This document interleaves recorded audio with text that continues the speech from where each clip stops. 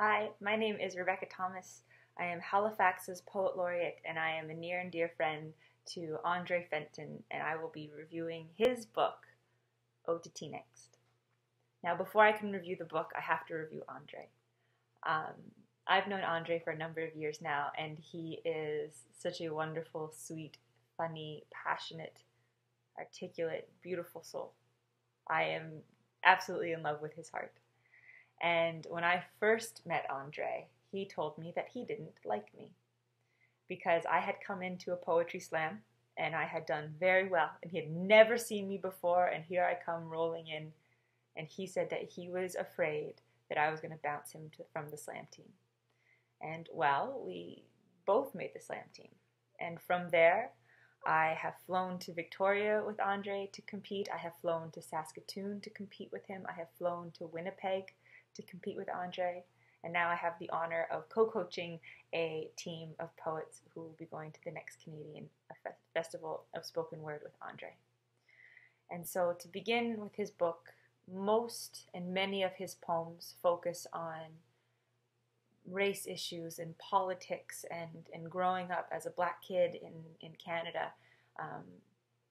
And they're hard to read. Not hard to read in that they're difficult or overly complex, but more so because they're so raw. They're very real in the feelings that they evoke. So one of his poems called Unapologetic talks about black-splaining and losing friends because he's too unapologetically black of who he is. And for me, growing up as an Indigenous kid off reserve, it took a lot of time and heartache for me to become that secure and proud of who I am, and to see it in Andre at such a young age, and to see him put in so much heart into these words is great. And so between unapologetic and between blackjack and explaining what life is like when you are reduced to a hashtag really opens your eyes. Now, one of the first poems that I heard of Andre's that I loved, that made me laugh and giggle and make my heart swell, was this poem called If Today Was My Last Day Working Customer Service. And he captures what it means to be young and in love with a complete stranger. Because I think we've all been there. Falling in love with somebody because of their hair or their sparkly smile or the playlist that you hear coming through their earbuds.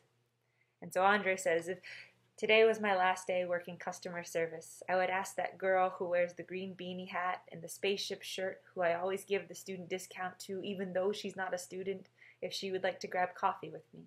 I don't know her name, but I know her smile seems to be the only safe space between the anarchy of the lottery and the herds of screaming children whose mothers won't buy them chocolate bars. Sweet. We all know that feeling. We've all been there. And to go from a scale of making your heart swell with excitement and butterflies of teen love, it takes you to the other side and what it's like to face heartache and loss. I grew up with my grandfather being my hero.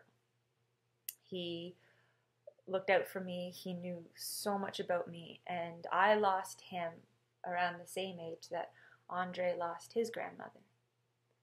And when I heard this poem, it was the first time that any poem of Andre's made me cry. And I'm a pretty big sook, but there was just something about this poem that really struck home in a way that was very real. It was very relatable. Now, my grandfather lost his wife 30 years before he passed away. And Andre writes about the heartache that his grandmother must have had and the guilt that being the kids and the grandkids, when you're so full of yourself, you don't necessarily think about. He says, it wasn't until I got older, until I finally thought about her having heartaches. Her bookshelves were filled with romance novels, giving each one of these stories about love a new home while being read by a broken heart. And I never asked about any of that. My grandmother knew everything about me, but I wish I knew more about her. Sometimes we forget to realize that our heroes are only human, and they still bleed the same blood.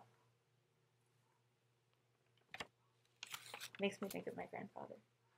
And it's a beautiful, beautiful poem. Now finally, if you really want to get to know Andre Fenton, the way that I know him, you just need to read When I Was a Kid. He says, "Self-expression is my armor, and the pen is the only sword life ever gave me. I don't feel like I express myself enough, but I like the person I'm going to become. I am silly, shy, sarcastic, with battery-powered happiness, not brave enough for dance floors. I try not to step on other people's feet." This book is filled with heart. It's filled with heartbreak and heartache. It's filled with heartbeats, skips, and stalls, all of which were donated by Andre's heart into this book. So give it a read, and maybe you'll love my friend as much as I do. And Andre, write new stuff.